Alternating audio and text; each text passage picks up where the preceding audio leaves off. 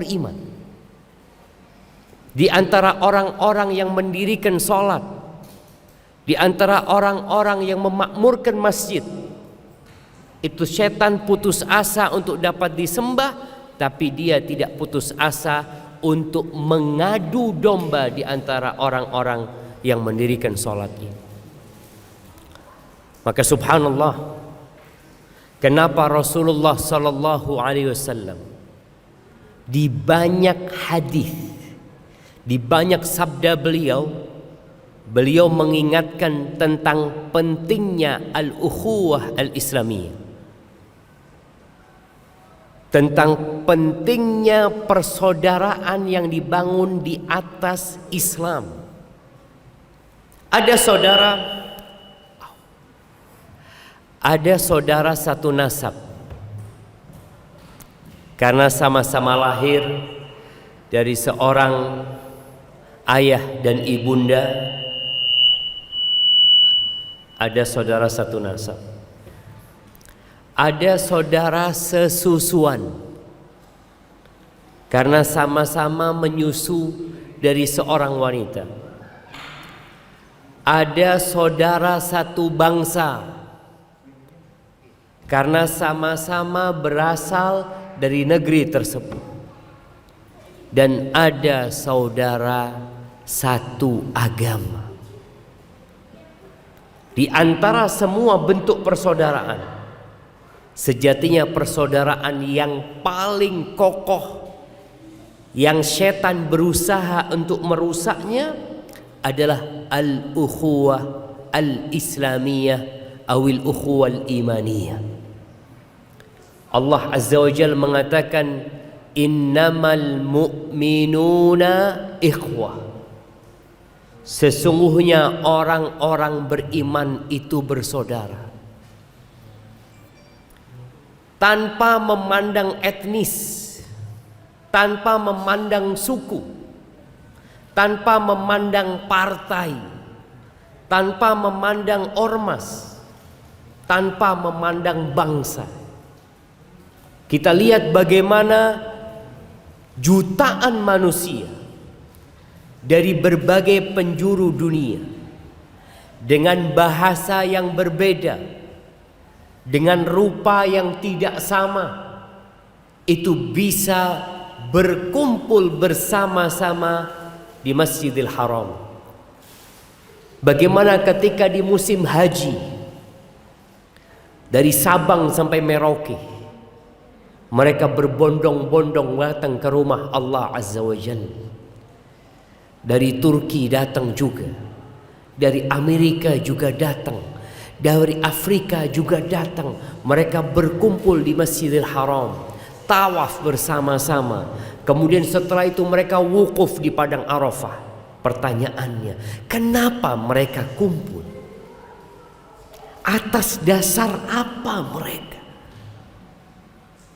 Kadangkala orang Indonesia di samping orang Turki, mereka cerita jemaah. Anak kadangkala ketawa kalau melihat jemaah haji bercerita. Yang satu cerita pakai bahasa Indonesia, yang satu cerita pakai bahasa Turki. Ditanya, dari Indonesia naik apa? Yang orang Indonesia mengatakan, oh kata dia. Ketawa-ketawa mereka. Kadangkala yang di depannya orang Afrika dengan kulit yang hitam, di sebelahnya ada orang Eropa dengan kulit yang putih. Perbedaan itu tidak membuat mereka berpisah, menjauh. Tatkala Syekh Shuraim mengatakan sawu sufufakum, semuanya merapatkan safnya tanpa memandang yang di sebelahnya, mau jenderal, mau rakyat jelata, mau menteri, mereka satu saf bersama-sama. Kenapa? Karena mereka adalah saudara yang dipersaudarakan oleh Sang Pencipta. Allah Azza wa Jalla mengatakan, innamal mu'minuna ikhwah. Orang-orang beriman itu saduluran, bersaudara.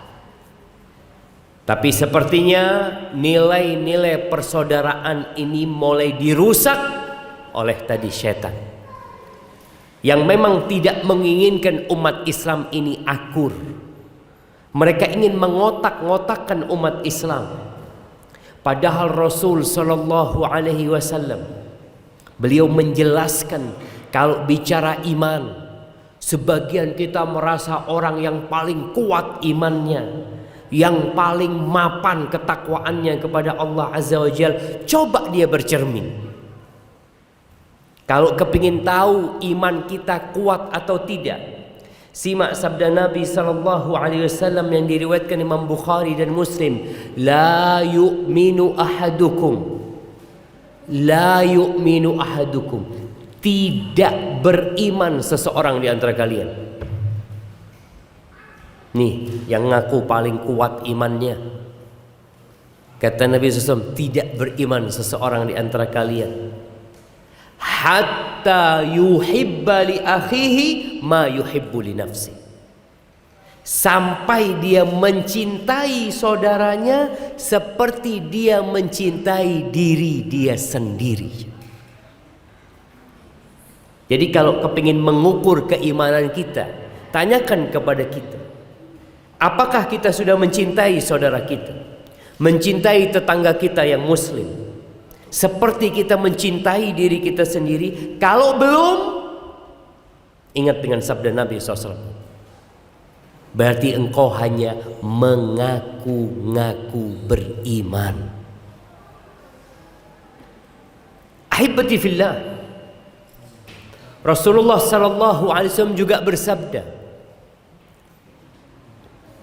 tentang bagaimana seorang mukmin yang beriman kepada Allah dan hari akhir, yang ingin dimasukkan surga Allah Azza wa Jalla, falyati ilan nas, hendaklah dia menggauli manusia seperti dia ingin digauli sama orang lain.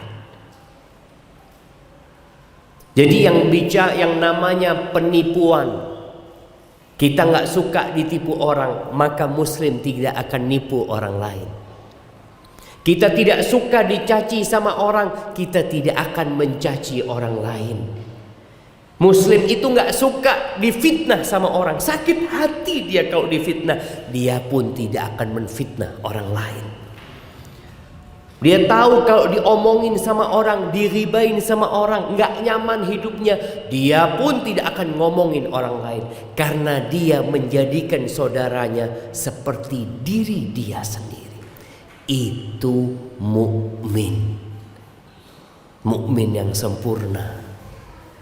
Tapi kalau ada orang yang suka ngomongin orang lain, yang suka kalau melihat saudaranya salah, seneng banget dia, berbahagia dengan kebangkrutan saudaranya, bergembira dengan kerugian yang dialami saudaranya, berarti dia belum beriman dengan benar. Harus ngaji lagi, belajar lagi. Ahibati fillah, di dalam hadis yang diriwayatkan Imam Muslim, Rasulullah sallallahu alaihi wasallam memberikan arahan yang lebih detail tentang bagaimana kita bersikap dengan saudara kita. Apa kata Nabi sallallahu alaihi wasallam? La tahasadu, jangan saling hasad, jangan saling iri, jangan saling dengki. Kita melihat di antara yang menyebabkan rusaknya tali persaudaraan, adanya kedengkian di hati kita. Kita iri sama saudara kita. Tapi kalau dikatakan kamu iri, enggak, na'udzubillah, enggak mungkin saya iri. Antum tahu Rasul sallallahu alaihi wasallam pernah berkata kepada para sahabat, beliau mengatakan, ayyu qaumin antum, kira-kira kalian akan menjadi kaum seperti apa? Idza futihat alaikum faris war rum, Kalau Romawi dan Persia ditaklukkan buat kalian, tatkala dunia dibentangkan buat kalian, kalian akan menjadi manusia seperti apa?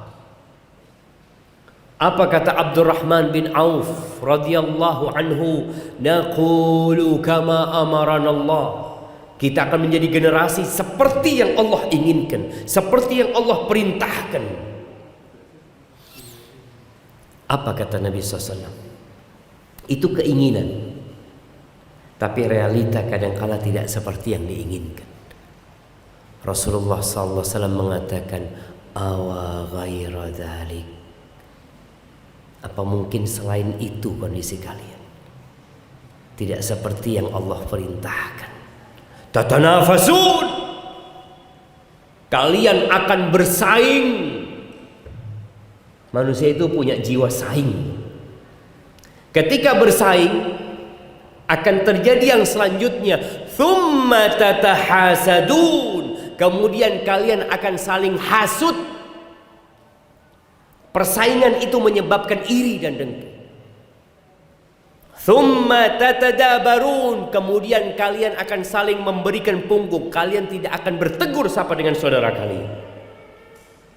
Yang keempat, thumma tatabaghadun, kemudian akan saling bermusuhan.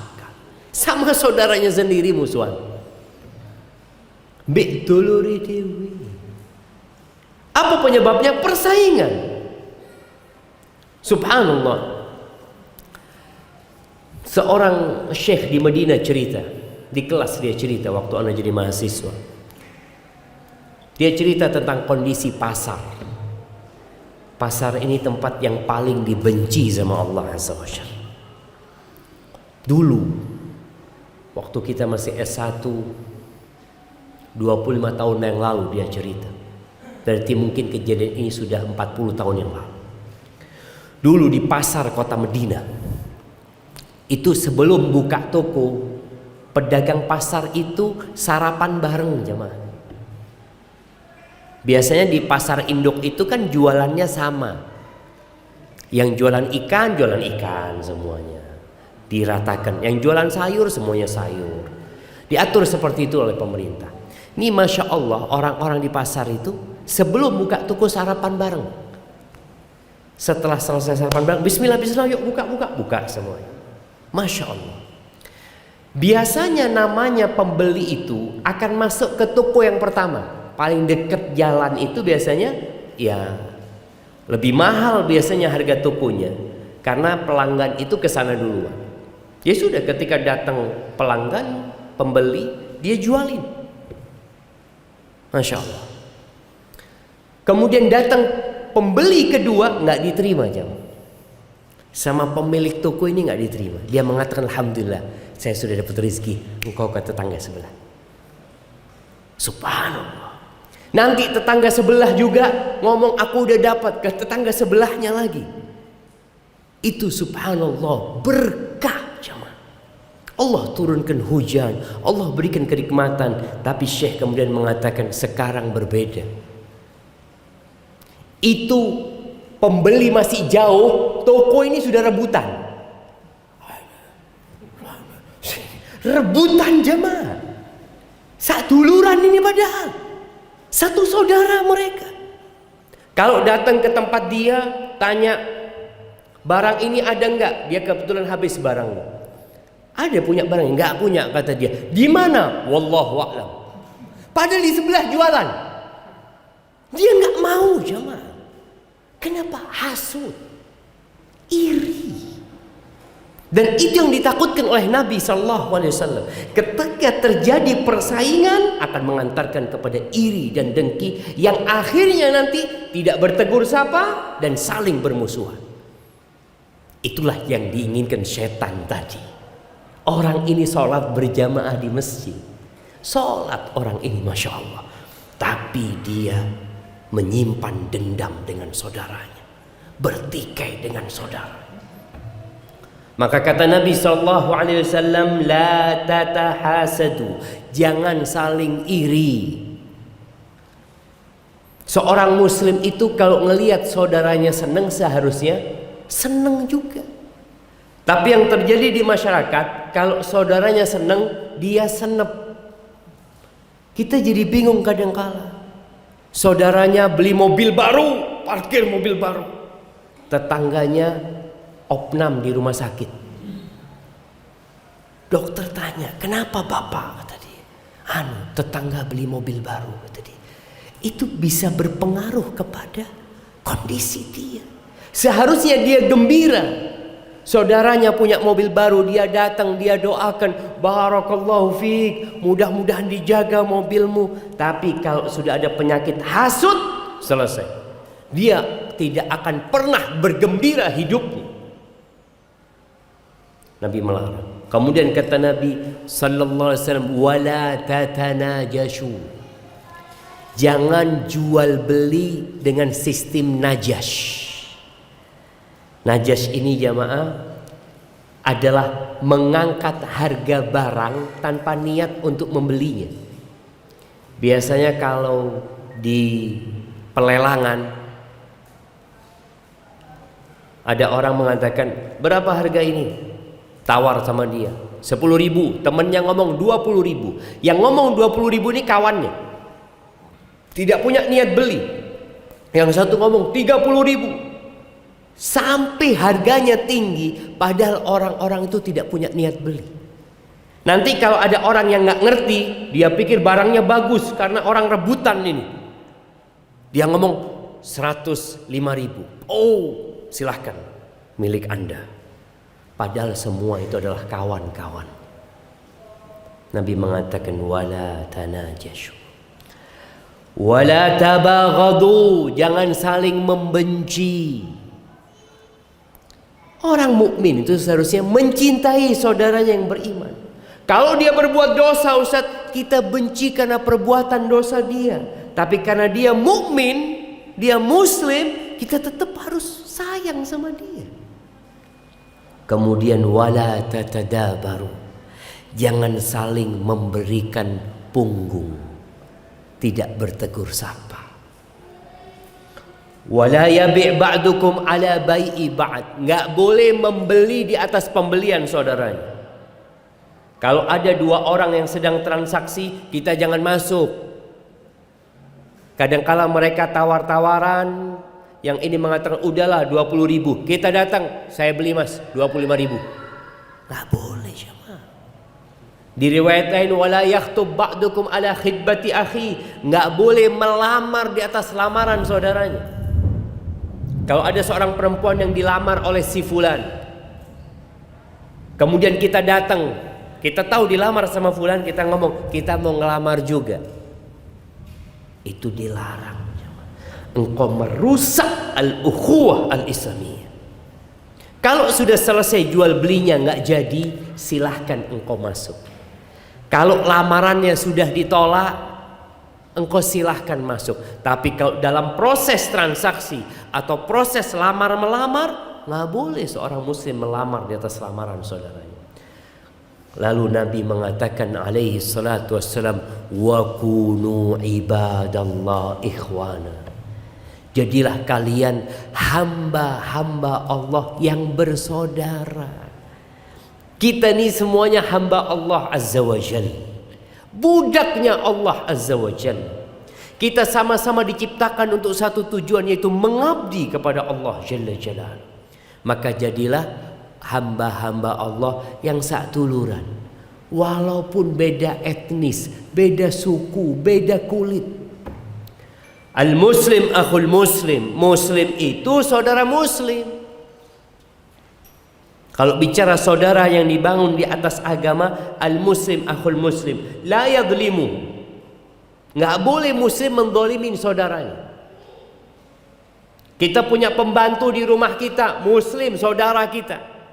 Kita punya pegawai, punya pekerja, muslim saudara kita. Walaupun engkau owner, engkau pemilik, engkau bos, tapi ingat dia adalah saudaramu. Nggak boleh mendolimin dia. Kenapa? Saudaramu. Wala yakhdhuluhu, tidak boleh mengecewakan saudaranya. Saudaranya punya masalah, tidak dibantuin, dibiarin. Seharusnya kita membantu dia. bukan malah membiarkan dia punya masalah yang seharusnya kita hadir membantu dia, tapi kita kadang-kala tidak peduli dengan saudara kita. Masya Allah, jazakallah khair. Wala yakdzibuhu, nggak boleh membohongi saudaranya. Wala yahqiruhu, tidak boleh membuli saudaranya. Ini jamaah, kita perlu mendidik anak-anak kita. Betapa seringnya bully-membuli terjadi di sekolahan. Kadangkala senior membuli yang junior. Kita juga melihat kadangkala senior memukul yang junior. Nabi SAW mengatakan wala yahqiruhu, jangan merendahkan saudaranya. Jangan. Kenapa? Saudaramu. At-taqwa hahuna. Beliau lalu mengatakan takwa itu di sini. Ada baju namanya baju takwa. Takwa itu letaknya di sini, kata Nabi SAW. At-taqwa hahuna, at-taqwa hahuna, bihasabi imri'in minasyarri an yahqira akhahul muslim. Takwa itu di sini ya. Lalu Nabi menjelaskan, cukup sebagai dosa ketika seorang muslim merendahkan saudaranya. Sebagian itu kita itu kadang-kala merasa paling berimannya, sok paling bertakwa, sok paling istiqomah. Dia meremehkan saudaranya, merendahkan saudaranya. Itu dosa loh. Kullul muslim 'alal muslim haram. Nabi memberikan penjelasan.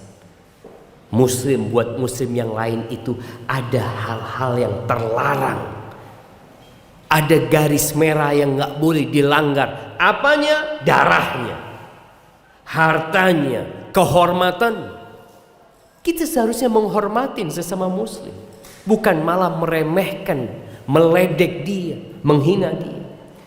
Kemudian ahibati fillah, ada hak saudara kita sesama muslim yang rasanya kita perlu membaca lagi hadis ini. Karena kita berada di masa yang orang sudah tidak peduli lagi dengan hak saudaranya. Dia hanya memikirkan perutnya dan yang di bawah perutnya sendiri. Tetangganya sakit dia nggak urusin, tetangganya lapar dia nggak peduli. Apalagi kalau kita melihat di rumah-rumah yang besar, perumahan yang besar, kadangkala dia sudah nggak kenal sama tetangganya. Kerjanya tiap hari cari duit, pulang istirahat, besok berangkat cari fulus, bas. Itu yang dia lakukan. Di dalam hadis yang diriwayatkan Imam Bukhari dan Muslim, Rasulullah sallallahu alaihi wasallam mengatakan haqqul muslim 'alal muslimi sittun. Ana izin minum dulu jamaah. Bismillah.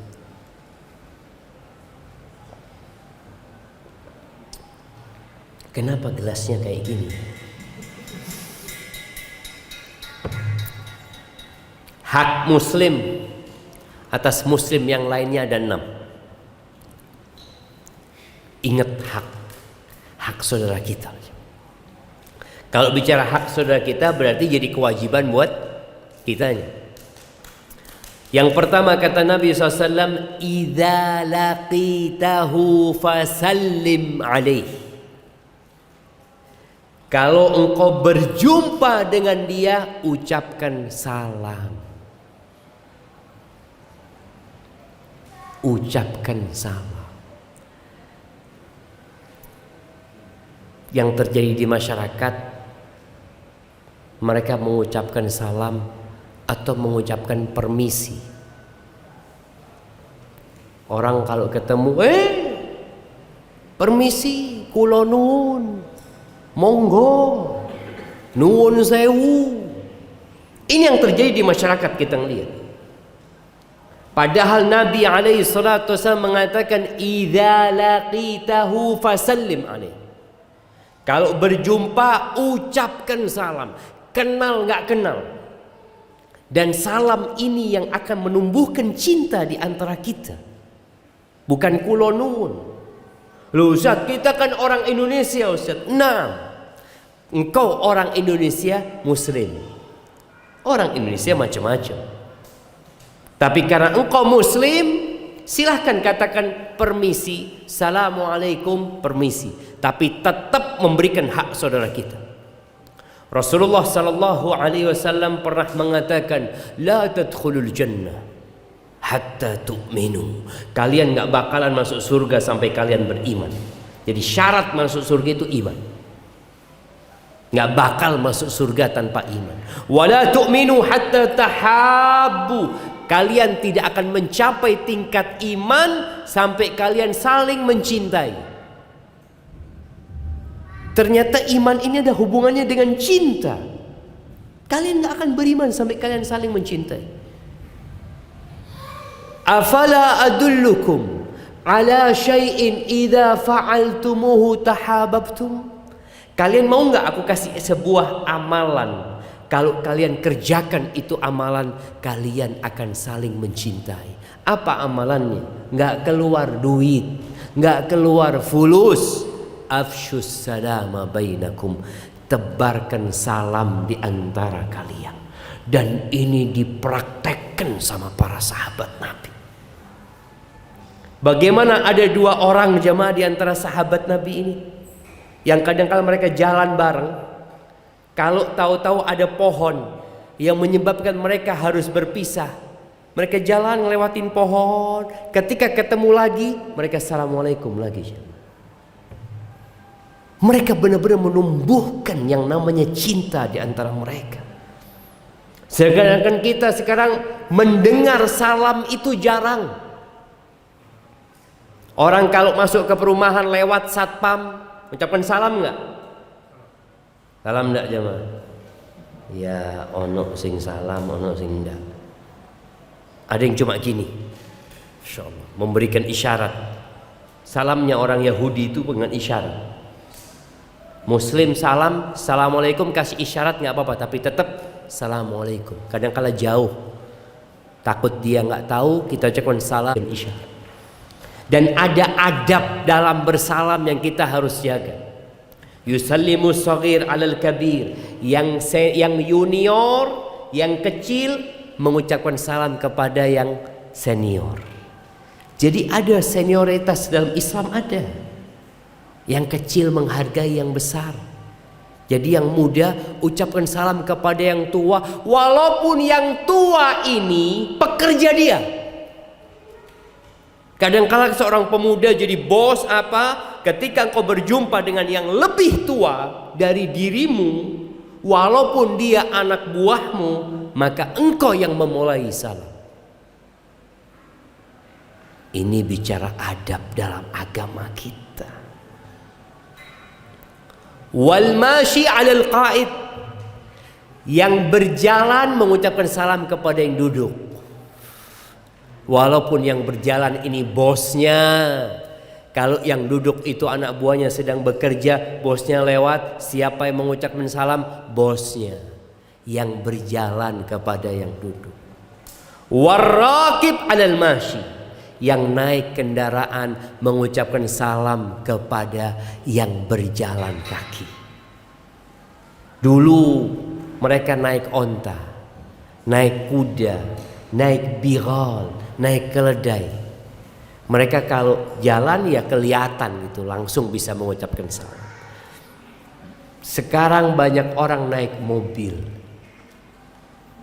Kalau engkau naik mobil, masuk ke perumahan, masuk ke gang, Ana sering memberikan nasihat kepada kawan-kawan Ana, tolong kacanya diturunkan. Kacanya diturunkan. Supaya bisa mengucapkan salam. Supaya bisa memberikan hak saudara kita. Ustaz, Ana pakai AC Ustaz mobilnya. Iya, maka nggak bisa. Sebentarlah diturunin. Sehingga engkau bisa mengucapkan salam. Ucapkan salamnya. Kenal nggak kenal. Jangan bicara salam itu hanya kepada yang kenal. Tapi memang Nabi SAW menyebutkan di antara tanda-tanda kiamat itu mengucapkan salam kepada yang dikenal saja. Padahal seharusnya tidak. Wal qalil 'alal katsir, yang sedikit mengucapkan salam kepada yang banyak jumlahnya. Ini adab. Kemudian hak yang kedua, kata Nabi SAW, wa idza da'aka fa'ajibhu. Kalau diundang, hadir. Di antara undangan yang dimaksud dalam hadis ini adalah undangan walimah, undangan pernikahan. Kalau diundang sama saudaranya, hadir. Kalau tidak ada halangan, kalau tempat undangannya tidak ada kemaksiatan. Ustaz, ana diundang pernikahan Ustaz, tapi ada penari ular semua dangdutan Ustaz. Ya apa, hadir apa enggak Ustaz? Ketika tempat undangannya ada unsur kemaksiatan, maka kita nggak hadir. Ini adab. Kita minta maaf kepada saudara kita, afwan ana nggak bisa hadir. Ana takut Allah murka sama ana. Ketika melihat goyangan-goyangan perempuan yang membuat syahwat itu bangkit. Dan ini banyak di masyarakat kadang-kala jamaah. Mereka ingin mendapatkan restu dari Allah, ridha Allah, tapi acaranya dimurkahi sama Allah Azza wa Jalla. Kalau diundang, hadir. Para ulama ketika membicarakan undangan saudara kita, gimana kalau undangannya butuh safar? Bukan satu kota Ustaz, ana diundang di Jakarta. Ana mau menikahkan putri ana ya, datang ya. Wah, gimana nih? Wajib datang, kalau harus naik pesawat fulusnya berapa, naik kereta, butuh biaya besar. Wajib datang nggak? Para ulama menjelaskan, undangan yang butuh safar nggak wajib dihadiri. Undangan yang memerlukan perjalanan, yang memerlukan biaya besar, nggak wajib. Jadi kita boleh minta maaf, paling tidak kita ucapkan selamat kepada dia yang menikahkan anaknya, atau kita kirim hadiah buat dia. Ini yang kedua. Yang ketiga, wa idzastansahaka fansahu. Kalau saudaramu minta nasihat, kasih nasihat. Kadang-kala saudara kita mau beli mobil, dia tanya, ana mau beli mobil, gimana menurut antum mobilnya ini bagus apa enggak? Dia minta nasihat sama kita berarti. Maka tolong kasih nasihat. Ketika dia hendak menikahkan putrinya, dia tanya, ada fulan yang mau melamar putri ana, menurut antum gimana? Dia orang baik apa tidak? Minta nasihat. Apalagi kalau minta nasihat yang berurusan dengan keimanan. Ini sudah mulai hilang. Kita melihat di pasar-pasar yang namanya penipuan, karena mereka sudah tidak lagi memberikan nasihat kepada sesama muslim. Padahal ad-din nasihat. Agama itu nasihat. Pernah sahabat Nabi yang bernama Jarir bin Abdullah al-Bajali. Jarir bin Abdullah al-Bajali ini dikenal di kalangan sahabat dengan Yusufu hadil ummah. Yusufnya umat ini. Tampan, gagah, tampan. Pernah dia itu pakai sarung aja nggak pakai atasan. Umar mengatakan, pakai selendang. Takut orang terfitnah dengan keindahan tubuhnya, tentang wajahnya yang tampan. Dan pernah Nabi SAW lagi duduk di majelis, tahu-tahu ada orang masuk dari pintu masjid, semua sahabat ngeliatin, diliatin. Jarir ketika diliatin, dia bingung gitu loh, dia kagok, ada apa ini kata dia. Jadi ditanya, apakah Nabi ngomong tentang aku? Kata dia, iya. Rasulullah SAW mengatakan, yadkhulu min hadzal bab rajulun alaihi mashatu malak. Dari pintu ini akan masuk seseorang yang di wajahnya ada usapan malaikat. Dari tampannya Jarir ini. Pernah Jarir nyuruh anak buahnya belanja beli kuda. Berangkat ke pasar. Dapat kuda, bagus kudanya, harga 300 dirham. Sudah deal, cocok, ayo berangkat supaya dibayar sama bos. Berangkatlah ke tempatnya Jarir. Dia sampaikan, bos dapat nih 300 dirham. Dilihat sama Jarir nih kudanya. Dia perhatikan dari depan, dari belakang.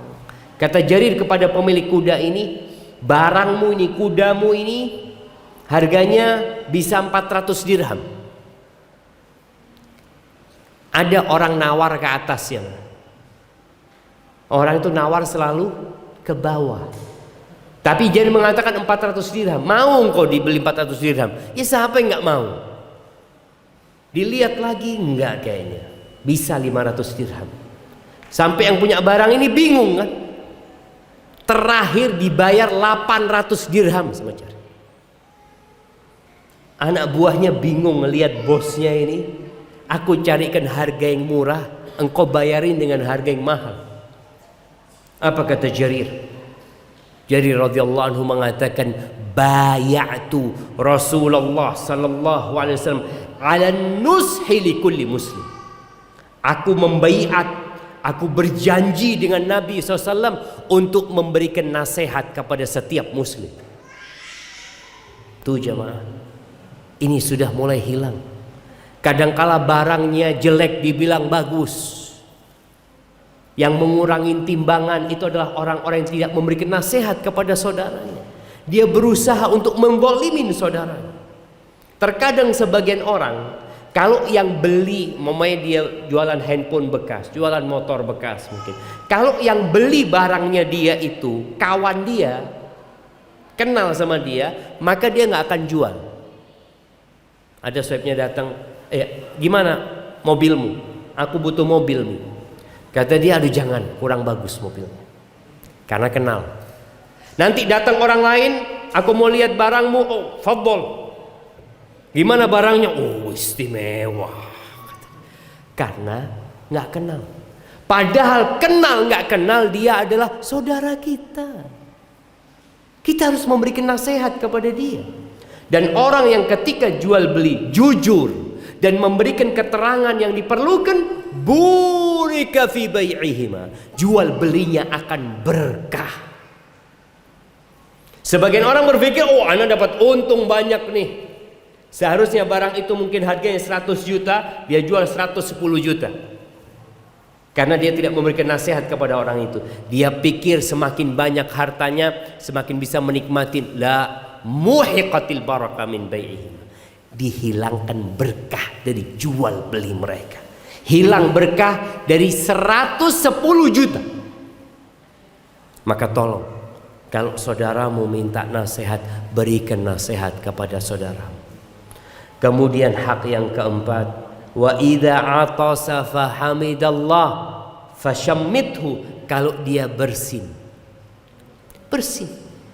karena pilek atau karena kemasukan apa, wahing kata orang Jawa, kemudian dia mengatakan alhamdulillah fashammithu, doakan dia. Apa doanya kalau orang bersin? Doakan yarhamukallah, semoga Allah merahmatimu, yarhamukallah. Dan orang yang didoakan hendaklah membalas dengan mengatakan yahdikumullah wa yuslih balakum. Orang-orang Yahudi itu dia sering berusaha bersin di depan Nabi SAW, karena dia ingin didoakan yarhamukallah, semoga Allah merahmatimu.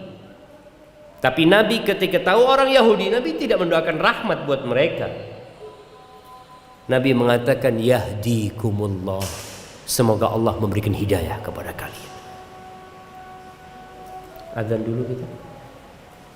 Hah? Lanjut. Azan dulu. Tafadhal. Allahu Akbar. Kelima, wa idza marida fa'ud. Kalau sakit, besuk dia. Jadi kalau kita dengar, makanya kenapa kita dianjurkan atau diperintahkan untuk memakmurkan masjid. Di sinilah kita ketemu saudara-saudara kita. Rasulullah sallallahu alaihi wasallam kadangkala di masjid tanya, mana fulan gitu. Fulan kok nggak datang ke masjid gitu. Kalau dikatakan sakit, maka Nabi alaihi salatu wasallam akan datang membesuk dia. Karena itu hak saudara. Dan ketika kita membesuk orang sakit, belajar juga kita adab apa yang kita ucapkan kalau ada saudara kita yang sakit. Di antaranya kita bacakan la ba'sa tahurun insyaallah. Atau di tempat yang sakit kita bacakan bismillah, bismillah, bismillah. A'udzu bi'izzatillahi wa qudrati min syarri ma ajidu wa uhadir 7 kali. Ini bentuk kita ingin saudara kita itu sembuh. Tapi kalau kita nggak cinta sama saudara kita, gimana kita akan membesuk dia? Bahkan boleh jadi kita gembira kalau dengar saudaranya sakit. Alhamdulillah, rohulan, alhamdulillah, mudah-mudahan mati. Kadang-kala sampai seperti itu jemaah, karena nggak ada cinta. Tapi kalau engkau tahu engkau akan berangkat, dan orang yang membesuk saudaranya yang sakit ketika dia berangkat di pagi hari, ada 70.000 malaikat yang mendoakan dia. Bayangin, kalau di sore hari ada 70.000 malaikat yang mendoakan dia sampai pagi. Ini di antara fadilah membesuk saudara kita yang sakit. Tapi karena itu orang sudah hidup nafsi-nafsi, kadangkala sebagian kita tetangganya itu sudah ganti 2 kali, tidak tahu ya. Rumahnya sudah dijual, orangnya dilihat sopo lain lagi, ternyata rumahnya sudah dijual. Karena dia tidak pernah berinteraksi sama tetangganya, sama saudaranya. Maka hendaklah kita memperhatikan hal itu. Kemudian yang terakhir, hak yang kelima, kata Nabi SAW, wa idza mata fattabi' janazatahu. Kalau mati atau fasyayyi'hu, antarkan dia ke kuburan. Ini hak terakhir saudara kita. Kalau dia meninggal dunia, urusin jenazahnya, solati, dan antarkan ke kuburan. Ingin mengingatkan tentang fadilah solat jenazah. Karena seringkali ketika ada jenazah di kampung, itu masyarakat waktu mensolatin gak ikut sholat, nunggu di luar dia. Padahal kata Nabi SAW, man shalla 'alal janazah falahu qirat. Barang siapa yang sholat jenazah, dia akan dapat pahala 1 qirat. Yang sholat jenazah kemudian mengantarkan ke kuburan, falahu qiratan, maka dia akan dapat pahala 2 qirat. Sholat plus mengantarkan. Para sahabat bertanya kepada Nabi SAW, wama qirat? Qirat itu seperti apa? Kata Nabi SAW, mithl Uhud, seperti gunung Uhud. Maka kesian kalau orang itu nggak mensolatin jenazah. Padahal di antara yang diperlukan oleh saudara kita, selain diantarkan ke kuburan, adalah doa. Orang kalau sholat jenazah itu 4 kali takbir. Takbir yang pertama baca apa? Apa jemaah? Al-Fatihah.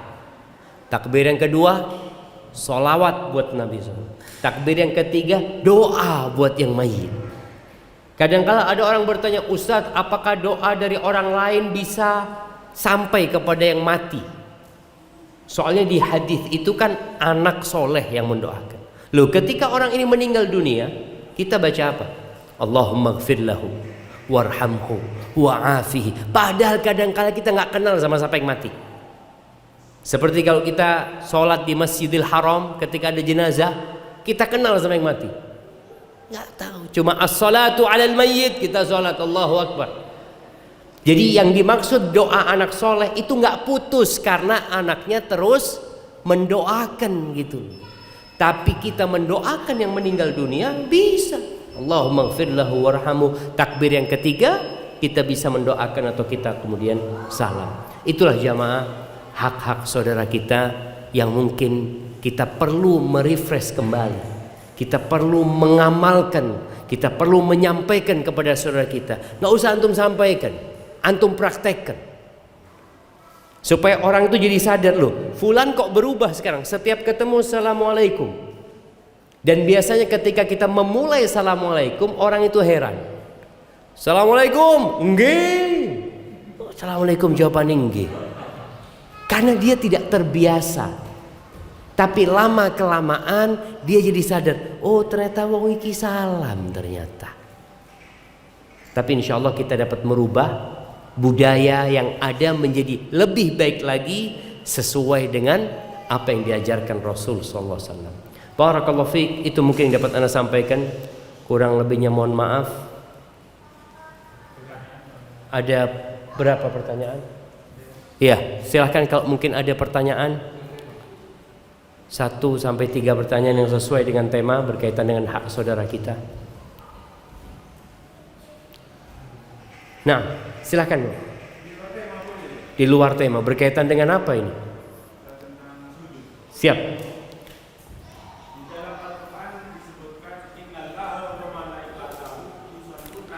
Allahumma salli wa sallim. Allahumma salli wa sallim. Sesungguhnya Allah dan malaikat itu bersujud kepada baginda Rasul. Bersolawat. Kalau bahasa kita Allah, malaikat dan Rasul adalah dia yang menciptakan. Dan sujud ini konteksnya bagaimana? Sujud itu. Bukan sujud, solawat. Innallaha wa malaikatahu yusallun, bukan solat ya. Artinya bersolawat. Bersolawat. Baik, yang ditanyakan solawatnya Allah itu seperti apa gitu. Solawatnya Rasul seperti apa? Nah, jadi para ulama menjelaskan. Jadi solawat kalau kita lihat, kita bersolawat, Allah bersolawat, malaikat bersolawat. Apa perbedaannya solawatnya Allah? Solawatnya Allah, Abul Aliyah, seorang tabi'in menjelaskan bahwasanya solawatnya Allah buat Nabi SAW itu adalah ats-tsana, pujian dan sanjungan buat Nabi SAW. Pujian dan sanjungan buat Nabi SAW. Salawatnya malaikat itu ya meminta supaya Allah menyanjung nabinya. Ada yang mengatakan bagaimana Allah merahmati nabinya, mengampuni nabinya sallallahu alaihi wasallam. Itu salawat yang dari makhluk, salawat yang dari kita. Kita juga meminta Allahumma salli ala Muhammad, ya Allah berikan salawatmu kepada Nabi SAW. Apa makna salawat? Di antaranya kita meminta supaya Allah memberikan pujian, sanjungan, kedudukan yang tinggi buat Nabi SAW. Jadi yang dimaksud bukan sujud, tapi bersolawat. Solawat dari Allah itu artinya pujian dan sanjungan buat Nabi SAW. Adapun dari malaikat dan dari manusia meminta supaya Allah memberikan yang terbaik kepada nabinya, memberikan sanjungan dan pujian buat Nabi sallallahu alaihi wasallam. Ada yang mengatakan salawat itu artinya rahmat ya, minta supaya dirahmatin, seperti itu. Jadi bukan berarti sujud, tapi salawat. Barakallahu fiik. Naam. Tafadhal, barakallahu fiik. Di awal tadi kan saya jelaskan bahwa kita tidak dikatakan beriman jika kita belum mencintai saudara seperti kita dikatakan. Padahal kita semua itu susah. Walaupun kita ini sedang belajar ya, kita sedang belajar, kita juga sudah berusaha. Tentu nggak akan sesempurna itu. Nah, apakah itu juga dikatakan kita tidak beriman? siap, masya Allah. Nah, jamaah, ucapan Nabi SAW, la yu'min, tidak beriman. Apakah orang ini keluar dari Islam? Bukan. Jadi yang dinafikan itu kesempurnaan imannya. Orang itu nggak sempurna imannya. Kalau dia tidak mencintai saudaranya seperti mencintai diri dia sendiri. Jadi bukan dikatakan keluar dari Islam, enggak, tapi dinafikan kesempurnaan imannya. Memang berat, jemaah. Makanya kita perlu berdoa. Di antara doa yang dibaca Nabi SAW, Allahumma inni as'aluka hubbak wa hubba man yuhibbuk. Ya Allah, aku minta cinta kepadamu dan cinta kepada orang-orang yang mencintaimu. Karena kita perlu mencintai saudara kita. Kalaupun kita tidak bisa sempurna mencintai dia seperti mencintai diri sendiri, paling tidak kita tidak mendolimin dia, kita tidak ghibain dia, kita tidak ngomongin dia, kita tidak menjelek-jelekan dia. Karena sejatinya ini unsur-unsur cinta gitu. Namanya kau cinta, ya jangan nipu saudaramu gitu Ustaz. Ana Ustaz kalau sama fulan ini kurang seneng Ustaz, tapi ya apa dulurku dewi. Tapi jangan dizolimin gitu. Paling tidak kita tidak melakukan kezaliman terhadap dia. Tapi intinya kita berusaha dan mencintai saudara kita ini. Nabi SAW mengatakan unsur akhaka zaliman au madluman. Tolonglah saudaramu dalam kondisi dia dizalimi atau dalam kondisi dia mendolimin orang lain. Para sahabat heran, ya Rasulullah, gimana kita kalau menolong orang yang dizalimi jelas, Tapi ini orang berbuat zalim, kita tolongi. Iya, menolongi dia dengan menghalangi dia dari melakukan kezaliman. Itu juga tadi sebagai bentuk, ini saudara kita, kesian dia. Kalau dia melakukan kemungkaran dibiarkan, kan masuk neraka nanti dia. Maka kita, bentuk cinta kita itu bukan selalu berbagi sama dia ya. Boleh jadi kecintaan kita dengan menegur dia, ngasih tahu dia. Itu salah satu cinta kita kepada dia. Barakallahu fiikum. Nah, yang terakhir sebelum kita sholat isya, alhamdulillah, lek wis ngerti kabeh tinggal diamalno. Kita perlu minta bantuan Allah jemaah. Tanpa bantuan Allah kita nggak akan bisa bergaul dengan baik dengan masyarakat. Rasul sallallahu alaihi wasallam mengatakan, akmalul mu'minina imanan ahsanuhum khuluqan. Orang mukmin yang paling sempurna imannya, yang paling baik akhlaknya. Bukan yang paling banyak sholatnya, tapi yang baik akhlaknya, yang baik perilakunya. Mudah-mudahan kita bisa memperbaiki hablum minallah dan hablum minan nas kita. Itu yang dapat Anda sampaikan. Kurang lebihnya mohon maaf. Subhanakallahumma bihamdika asyhadu an la ilaha illa anta astaghfiruka wa atubu ilaik. Wassalamualaikum warahmatullahi wabarakatuh.